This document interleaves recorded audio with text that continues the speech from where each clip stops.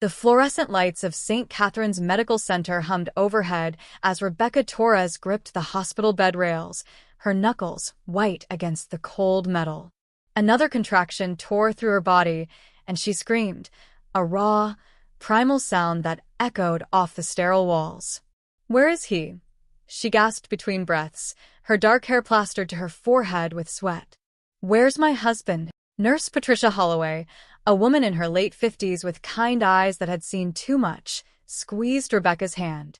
"Honey, I'm sure he's just..." "He left." Rebecca's voice cracked. "He said he needed to make a call. That was 40 minutes ago. Our baby is coming, and he's not here." Patricia exchanged a glance with Dr. Michelle Chin, who was positioned at the foot of the bed. The doctor's expression remained professionally neutral, but something flickered in her eyes. Concern. Or was it recognition? "Rebecca, I need you to focus on your breathing," Dr. Chin said firmly. "Your baby needs you present right now." But Rebecca couldn't focus. Through the fog of pain and fear, one thought consumed her. Where was David? Down the hall, in a supply closet that smelled of disinfectant and secrets, David Torres had his hand pressed against the wall, his phone clutched to his ear. I know, he whispered urgently. "But I can't leave right now. She's literally in labor." The woman's voice on the other end was sharp, accusing. "You promised me, David. You said you'd tell her this week." "Amber, please. Don't Amber, please me. I'm done being your dirty little secret. Either you tell her about us, or I will." David's jaw clenched. "You need to give me time. Once the baby is born, once things settle down." "How much more time do you need? We've been together for 8 months. A nurse walked past the supply closet, and David held his breath until the footsteps faded. "I have to go. She's calling for me. David, I swear to God." He ended the call and stood in the darkness for a moment, composing himself. When he finally emerged and walked back toward the delivery room, he practiced his concerned husband face in the reflection of a hand sanitizer dispenser. He had no idea that Nurse Patricia Holloway had been standing just around the corner the entire time. 6 hours earlier, Rebecca had woken that morning to the sunrise painting their bedroom in shades of gold and pink. Her hand instinctively went to her swollen belly, feeling their daughter's movements beneath her palm. 39 weeks pregnant, and every day felt like a countdown to magic. "Good morning, little one," she whispered. "Your daddy and I can't wait to meet you." David was already awake, sitting on the edge of the bed with his phone, thumbs moving rapidly across the screen. He'd been glued to that device for months now. "Who are you texting so early?" Rebecca asked, trying to keep her tone light. David startled, quickly darkening his screen. "Just work stuff. The Patterson account is demanding some revisions." "On a Saturday?" "Architecture never sleeps, babe." He leaned over and kissed her forehead, a gesture that felt more obligatory than affectionate. "How are you feeling?" "Heavy. Ready. Terrified." She laughed softly. "All of the above." David stood, already moving toward the bathroom. "You're going to be an amazing mother. Don't overthink it. Don't overthink it." That had become his catchphrase lately. Whenever she questioned his late nights at the office, his sudden need for space, his emotional distance, don't overthink it. But Rebecca was an English teacher. She made her living analyzing subtext, reading between the lines, understanding what people weren't saying. And lately, the silence between them spoke volumes. Their marriage had once been a love story. They'd met 7 years ago at a friend's gallery opening, Rebecca admiring a painting of a lighthouse, David approaching with 2 glasses of wine and a smile that could melt steel. "It's called solitude," he'd said, handing her a glass. "But you don't look like someone who understands loneliness." She'd laughed. "That's quite an opening line. I'm an architect. I build bridges." His eyes had sparkled with genuine warmth then. "Want me to build one between us?" He had built that bridge. For years, it had been strong, beautiful, connecting 2 souls who'd found home in each other. But lately, Rebecca felt like she was standing on one side, watching him dismantle it piece by piece, retreating to an island she couldn't reach. The first contraction hit her at 10:47 a.m. while she was folding baby clothes in the nursery. She froze, one tiny pink onesie clutched in her hands, as pain radiated through her lower back. "David," she called out. "David, I think it's time." He appeared in the doorway, face pale. For a moment, she saw genuine fear in his eyes, the fear of impending fatherhood, of responsibility, of life changing forever. "Are you sure? Maybe it's just Braxton Hicks." "David, my water just broke." The drive to St. Catharines was a blur. David gripped the steering wheel so tightly his knuckles were white, running 2 yellow lights. But he also kept glancing at his phone, which buzzed incessantly in the cup holder between them. "Aren't you going to silence that?" Rebecca gasped between contractions. "It's probably just work. It's Saturday. We're having a baby. Tell work to wait." He didn't silence the phone. At the hospital, the admissions process felt endless. Rebecca wanted to scream as a board clerk asked for insurance information, while another contraction built inside her like a tsunami. David handled the paperwork with the efficiency of someone checking into a hotel, not becoming a father. Nurse Patricia Holloway was the first warm presence they encountered. She appeared with a wheelchair, her presence immediately calming. "Congratulations, Mama," Patricia said, helping Rebecca sit. "Let's get you somewhere comfortable. What's your name?" "Rebecca. Rebecca Torres." "Beautiful name. And Dad, you ready for this?" David attempted a smile that didn't reach his eyes. "As ready as I'll ever be." Patricia had been a labor and delivery nurse for 32 years. She'd witnessed thousands of births, countless variations of human drama. She'd learned to read couples the way sailors read the sky, sensing storms before they broke. And looking at David Torres, she saw a Category 5 hurricane about to make landfall. Hour 3 of labor was when everything began to unravel. Rebecca was in agony, her epidural only partially effective. She needed David, needed his hand, his presence, his love. But he kept leaving the room. First, it was to get coffee. 20 minutes. Then, to move the car to a better parking spot. 30 minutes. Then, to make an important work call. 40 minutes. Each time he returned, he seemed more agitated, more distant. And each time he left, Rebecca felt more alone. "Where does he keep going?" she asked Patricia through tears during one of David's absences. Patricia, adjusting Rebecca's fore, chose her words carefully. Some fathers struggle with the reality of labor, the helplessness of it. Sometimes they need space to process. But Patricia knew better. In her 3 decades of experience, she'd seen this pattern before: the distracted husband, the excessive phone checking, the mysterious absences. And earlier, when she'd gone to look for David to tell him Rebecca was asking for him, she'd overheard that conversation in the supply closet. "We've been together for 8 months." Patricia had stood frozen, her hand on the doorknob of the adjacent storage room, listening to David Torres casually discuss his affair while his wife suffered down the hall. She'd wanted to burst in, to confront him, to drag him by his collar back to his wife. But this wasn't her story to interrupt. Not yet. Instead, she'd returned to Rebecca's room, held the young woman's hand, and made a decision. She would watch. She would wait. And when the moment came, she would make sure David Torres faced the full weight of his choices. By hour 5, Rebecca was fully dilated and ready to push.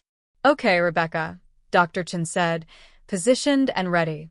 "On the next contraction, I need you to push with everything you have."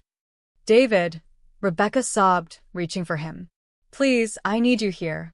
David stood by her head, holding her hand, but his eyes kept darting to his phone on the nearby tray table. It had buzzed 7 times in the past 10 minutes. "I'm here," he said mechanically. "I'm right here." But he wasn't. Not really. The next contraction came like a freight train, and Rebecca bore down, pushing with every ounce of strength in her exhausted body. She screamed, gripping David's hand so hard she felt his bones grind together. And then, buzz, buzz, buzz. David's phone, relentless. "David," Patricia said sharply, her patience finally snapping. "Put the phone away. Your wife needs you." It's on silent. Put it away. Something in Patricia's tone made David flinch. He slid the phone into his pocket, but Rebecca had seen his face. That look of longing, of wanting to be anywhere but here. Again, Rebecca, Dr. Chin commanded. Push. Rebecca pushed. Pushed through the pain, through the fear, through the crushing realization that something was fundamentally wrong with her marriage. Pushed as if she could push away the truth that was crystallizing in her mind with each passing moment. I can see the head, Dr. Chin exclaimed. You're almost there. 3 more pushes. 3 more eternities of pain and effort. And then, a cry. High and strong and perfect. It's a girl, Dr. Chin announced, lifting the tiny, squirming infant into the air. Rebecca sobbed with relief and joy and overwhelming love. My baby girl. The nurses moved quickly, cleaning the infant, checking vitals. Patricia wrapped the baby in a soft pink blanket and brought her to Rebecca's chest. Congratulations, Mama. She's perfect. Rebecca cradled her daughter, tears streaming down her face. The baby's eyes were closed, her tiny fists waving in the air, her rosebud mouth opening and closing. She was the most beautiful thing Rebecca had ever seen. David, Rebecca whispered. Look at her. Look at our daughter. But David wasn't looking at the baby. He was staring at his phone, which he'd pulled from his pocket the moment the baby was born. His face had gone sheet white. David. He looked up, his expression stricken. I need to make a call. The room went silent. Even the baby seemed to pause her crying. What? Rebecca's voice was barely a whisper. It's important. It's about the Patterson account. I'll just be 5 minutes. Our daughter was just born. Rebecca's voice was rising now, powered by exhaustion and disbelief and a fury that had been building for months. Our daughter is right here. I know, and she's beautiful, but this client is. Get out. Rebecca's scream echoed off the walls.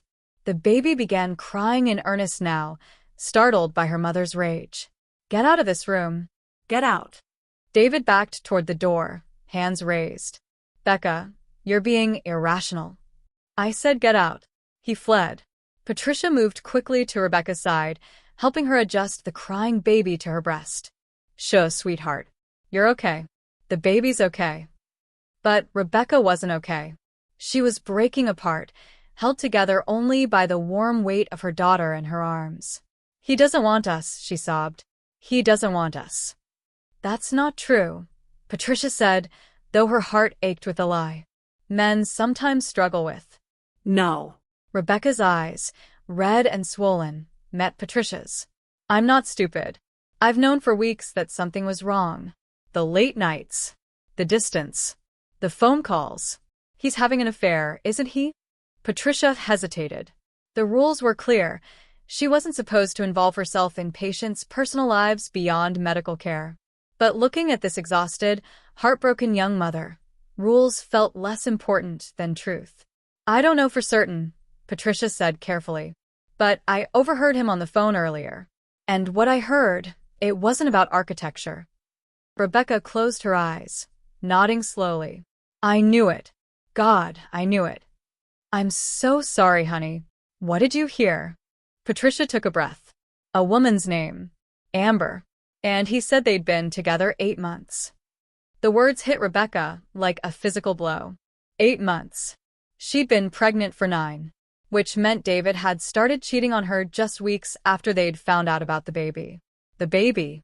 Her beautiful, innocent daughter who would grow up with a father who'd chosen his mistress over her first breath. What's her name? Patricia asked softly, looking at the infant who had now quieted, contentedly nursing. Rebecca looked down at her daughter, at the perfect little face, the tiny fingers curled against her breast. She planned to discuss the name with David, to make it a shared decision. But David had forfeited that right when he'd walked out. Sophia, Rebecca whispered. Her name is Sophia. It's beautiful. It means wisdom. A bitter laugh escaped Rebecca's throat. Maybe she'll be smarter than her mother. Smart enough not to trust a man who makes promises he doesn't keep. David didn't come back for 2 hours. When he finally returned, he found Rebecca sitting up in bed, Sophia sleeping in the bassinet beside her. Rebecca had showered, changed into a fresh gown, and braided her hair. She looked exhausted, but composed. Dangerously composed. Patricia stood in the corner, arms crossed, her presence a silent support. "Hey," David said cautiously, holding a sad bouquet of grocery store flowers. "I brought these for you." "How thoughtful," Rebecca said, her voice flat. "What took you so long?" "I had to handle the client situation." "Stop lying." David froze. "Becca.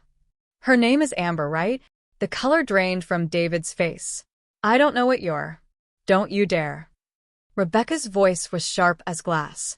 "Don't you dare stand there and lie to my face." Not now. "Not after everything." David's mouth opened and closed like a fish drowning in air. "Who told you?" "Does it matter?" Rebecca gestured to the sleeping baby. "Your daughter is 4 hours old, David. 4 hours. And you've spent more time on the phone with your mistress than holding your child." "It's not like that." Then what is it like? "Enlighten me. Explain how you've been sleeping with another woman for 8 months while I've been growing our daughter inside my body. Explain how you left me alone during labor to whisper sweet nothings to her. Explain how you missed the moment our daughter took her first breath because you were checking your goddamn phone." David's face twisted with something between guilt and defiance. "You don't understand the pressure I've been under." "The pressure you've been under?"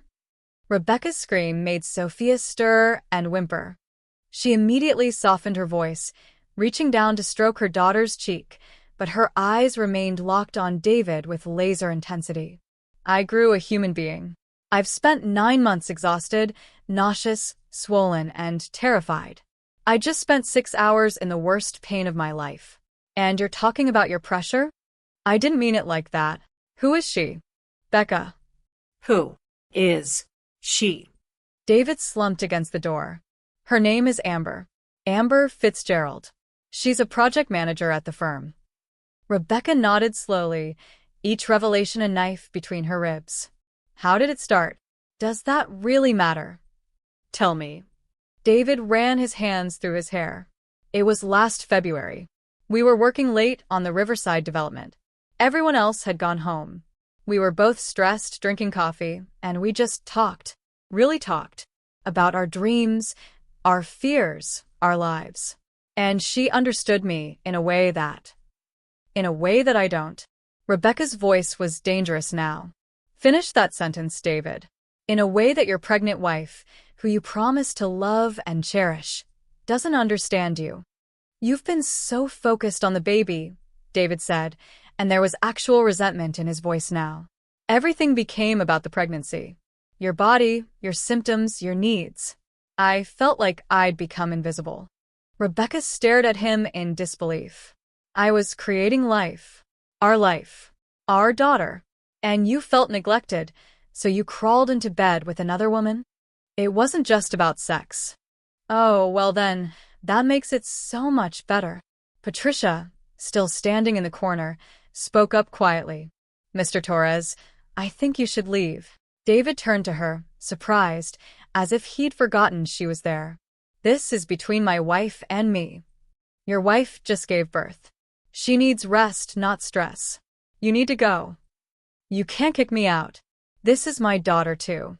"Actually," Patricia said, her voice calm but firm, "as the attending nurse, I absolutely can remove anyone from this room if I believe they're detrimental to the patient's recovery. And right now, you are very much detrimental." David looked at Rebecca, searching for support. "Becca, tell her." Get out. Rebecca's voice was steady now, cold as winter. "Take your flowers, take your excuses, and get out of this room. We need to talk about this." "We will." But not now. "Not here. Not with our daughter in the room." Rebecca's hand rested protectively on Sophia's bassinet. "I want you to leave. I want you to think about what you've done. And then I want you to figure out what kind of father you're going to be because, right now, you're nobody I recognize." David stood frozen for a moment, still holding the pathetic bouquet. Then he dropped it on a chair and walked out without another word. The door clicked shut behind him. Rebecca held herself together for exactly 5 seconds. Then she shattered, sobs racking her body so hard she could barely breathe. Patricia was there immediately, sitting on the bed, pulling Rebecca into her arms the way she might hold her own daughter. "Let it out, honey. Let it all out." "How could he?" Rebecca sobbed into Patricia's shoulder. "How could he do this to us?" "Because some men are cowards," Patricia said quietly. "They run from responsibility. They run from discomfort. They run from anything that requires them to grow up. I loved him. I trusted him. I know. What am I going to do?" Patricia pulled back, holding Rebecca by the shoulders, forcing eye contact. "You're going to survive this. You're going to raise that beautiful little girl. And you're going to be stronger than you ever imagined possible." "I don't feel strong." "That's because you're in the middle of the storm. But trust me, you're made of steel." Rebecca Torres. Any woman who can push a baby out of her body while her husband betrays her? That's not weakness. That's warrior-level strength. Rebecca wiped her eyes, looking down at Sophia. The baby slept peacefully, unaware of the wreckage surrounding her arrival into the world. "She deserves better than this," Rebecca whispered. "Yes," Patricia agreed. "She deserves better. And you're going to give it to her." 3 days later, Rebecca sat in her hospital room, preparing for discharge. Sophia was dressed in a coming-home outfit, a tiny pink dress with matching booties that Rebecca's mother had brought. The baby looked like a doll, perfect and peaceful. David had returned the day after their confrontation, contrite and desperate. He'd brought better flowers, had written a long apology text, had promised to end things with Amber immediately. But Rebecca had made her decision. "I want you to move out," she told him calmly, Sophia cradled in her arms. "I want you out of the house before I bring our daughter home." "Becca, please. I'm not divorcing you. Not yet. But I need space. I need time to think, to heal, to figure out if this marriage is salvageable. I'll do anything. Then respect this boundary. Move out. Give me space. And for God's sake, be honest about what you want. If you want Amber, if you want your freedom, if you don't want to be a father, tell me. I'd rather raise Sophia alone than in a home full of lies." David had tried to argue, but something in Rebecca's eyes stopped him. She wasn't the same woman who'd arrived at this hospital 3 days ago. Labor hadn't just delivered a baby, it had delivered a new Rebecca. Harder, clearer, done with illusions. Now, as she prepared to leave, Patricia came in for a final checkup. "How are you feeling?" Patricia asked, checking Rebecca's vitals. "Physically?" Sore. Exhausted. "Emotionally?" Rebecca shook her head. "I honestly don't know." "That's fair." "Patricia," Rebecca said quietly. "Thank you. For everything. For telling me the truth. For standing up for me. For being there when my husband wasn't." Patricia sat down beside the bed. "Rebecca, I need to tell you something." "Okay." "I've been doing this job for 32 years. I've seen hundreds of couples go through childbirth. It's one of the most intense, revealing moments in a relationship. The stress, the pain, the vulnerability, it strips away all pretense and shows you who people really are." Rebecca nodded, listening. Some couples come out stronger. They face the storm together and emerge on the other side as teammates, partners, warriors. But some couples, the storm breaks them, and that's not always a bad thing. "What do you mean?" Patricia chose her words carefully. "Sometimes a storm doesn't break us. It breaks the illusions we've been living under. It washes away the pretty lies and shows us the truth. And the truth, no matter how painful, is always better than a beautiful lie." Rebecca felt tears prick her eyes. "I built my whole life around David. My whole future." "No," Patricia corrected gently. "You built your life around a version of David that you believed existed. But that version was always partly fiction. The real David, the one who ran from responsibility, who sought comfort in another woman's arms when things got hard, he was always there. You just couldn't see him until the storm hit." "So what do I do now?" Patricia smiled. "You rebuild. But this time, you build on solid ground. You build on truth, on your own strength, on the love you have for that beautiful daughter. You build a life that doesn't require anyone else's permission or participation to be whole. That sounds lonely. Sometimes lonely is better than crowded with the wrong person. Patricia stood, preparing to leave. But I don't think you'll be lonely. I think you'll be surrounded by people who actually show up for you. Your mother, your friends, other women who've survived their own storms. And most importantly, you'll have yourself. The warrior version of yourself that you didn't know existed until you were tested. Rebecca looked down at Sophia, who was beginning to stir, making small mewling sounds. You hear that, baby girl? Your mama's a warrior. Damn right she is, Patricia said with a grin. Then her expression grew more serious. Rebecca, there's one more thing. What? Patricia pulled out her phone, scrolled through something, then showed Rebecca the screen. It was a website for a law firm specializing in family law and divorce. My daughter, Patricia explained. She's one of the best divorce attorneys in the state.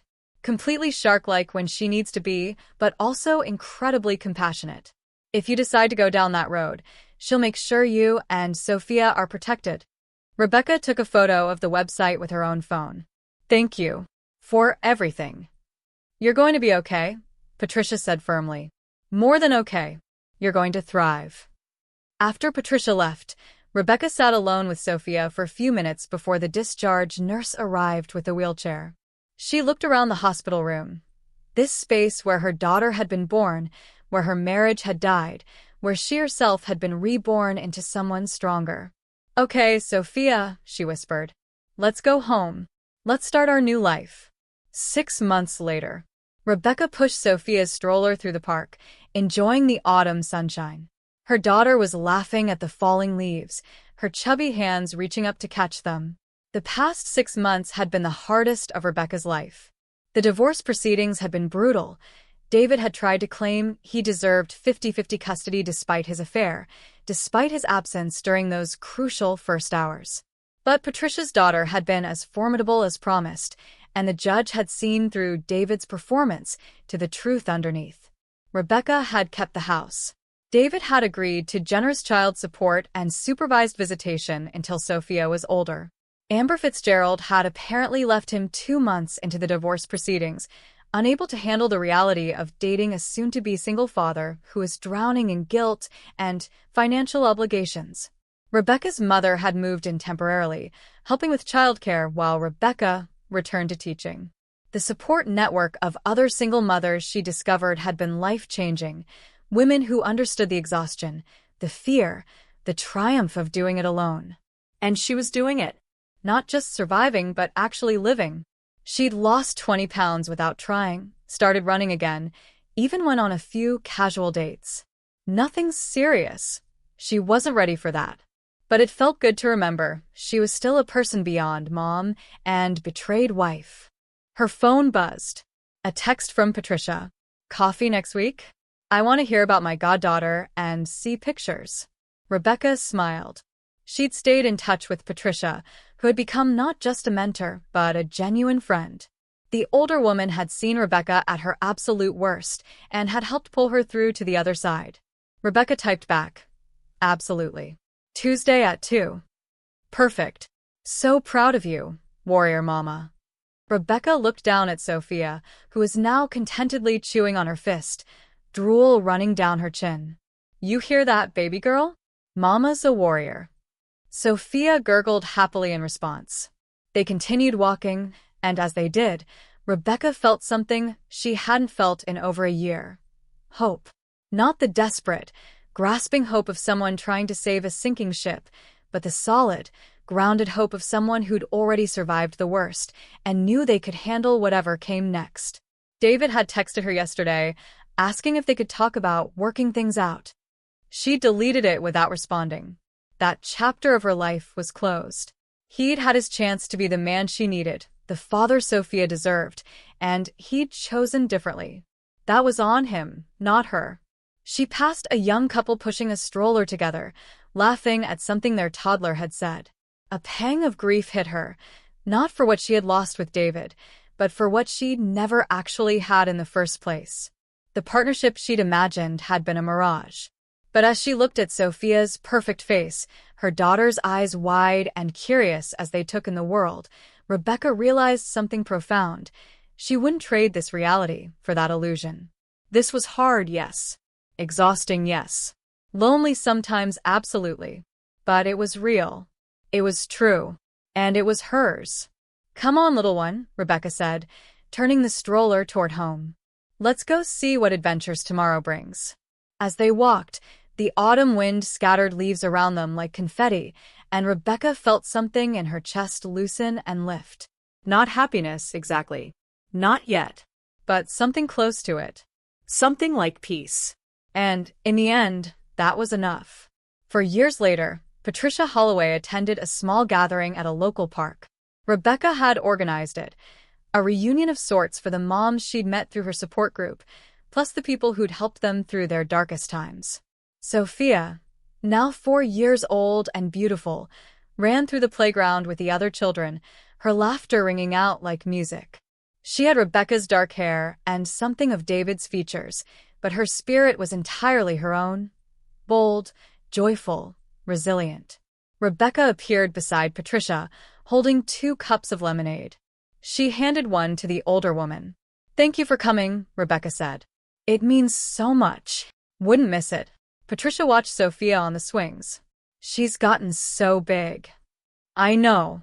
Sometimes I look at her and can't believe she's the same tiny baby from that hospital room." Rebecca paused. The same baby whose father missed her first breath because he was texting his mistress. "How is David these days?" "He sees her every other weekend. He's trying, I guess. He's never going to be Father of the Year, but he shows up now. That's something." Rebecca took a sip of lemonade. "Did I tell you I got engaged?" Patricia's eyes widened. What? "No." "When?" Rebecca laughed, holding up her left hand to show a simple but beautiful ring. "Last month. His name is Marcus. He's a teacher too. We met at a conference 2 years ago. He's patient, kind, and absolutely wonderful with Sophia." "Rebecca, that's incredible." "I know. And the crazy thing is, I almost didn't go on that first date with him. I was so scared, so convinced I'd make another mistake, choose another David. But my therapist told me something that stuck with me." "What's that?" "She said that trauma makes us cautious, but healing makes us wise. The difference is that caution keeps us frozen while wisdom helps us move forward with open eyes." Rebecca looked at Patricia. "You taught me that, actually. That day in the hospital, when you told me to build on solid ground. I've been doing that ever since." Patricia felt tears prick her eyes. "I'm so proud of you. Thank you. For everything. For being honest with me when I needed it most. For standing up for me when I was too weak to stand up for myself.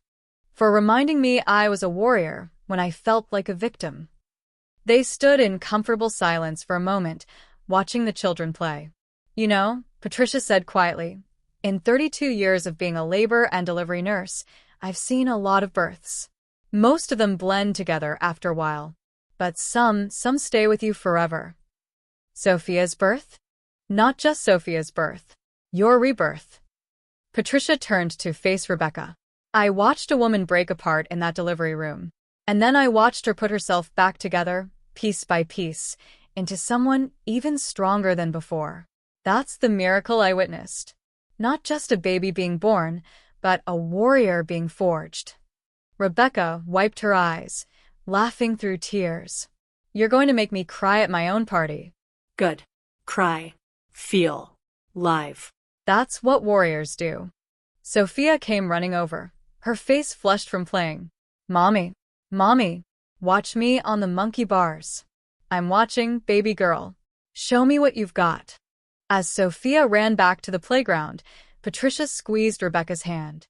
"She's lucky to have you." "I'm lucky to have her," Rebecca corrected. "She saved me, you know.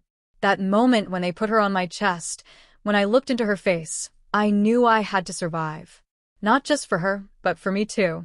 Because I wanted to see the woman I could become. The mother I could be. The life I could build from the ashes. And look at you now." "Look at me now," Rebecca echoed, a smile spreading across her face. engaged to a good man, raising a happy daughter, teaching kids to love literature, living a life that's mine, built on truth instead of lies. That's not just surviving, Patricia said. That's thriving. Yeah, Rebecca agreed, watching Sophia master the monkey bars with determination and joy. Yeah, it is. The party continued around them, children playing, mothers laughing, friends sharing stories of struggle and triumph. And in the middle of it all stood Rebecca Torres, no longer the broken woman from the delivery room, but someone new. Someone forged in fire and strengthened by survival. A warrior, a mother, a woman who had learned that sometimes the worst moments of our lives are doorways to our best ones, if we have the courage to walk through them instead of staying trapped in the burning room behind us. Patricia looked at her goddaughter on the monkey bars, at Rebecca beside her radiating quiet strength, and smiled. This was why she'd become a nurse all those years ago. Not just to deliver babies, but to witness transformations. To stand guard during the storms and help people find their way to the other side. She'd been there for Rebecca's darkest moment. And now, for years later, she was here for her triumph. And that, Patricia thought, was the greatest privilege of all. And that wraps up today's story. Now we want to hear from you. Where are you watching from? Drop your city or country in the comments, and let's see how far these stories reach. If this story moved you or gave you chills, give it a like, share, and subscribe for more powerful stories. One last thing, rate the story from 1 to 10 in the comments. Your feedback helps us bring you even better ones next time. Thanks for watching. We appreciate you being part of this storytelling journey.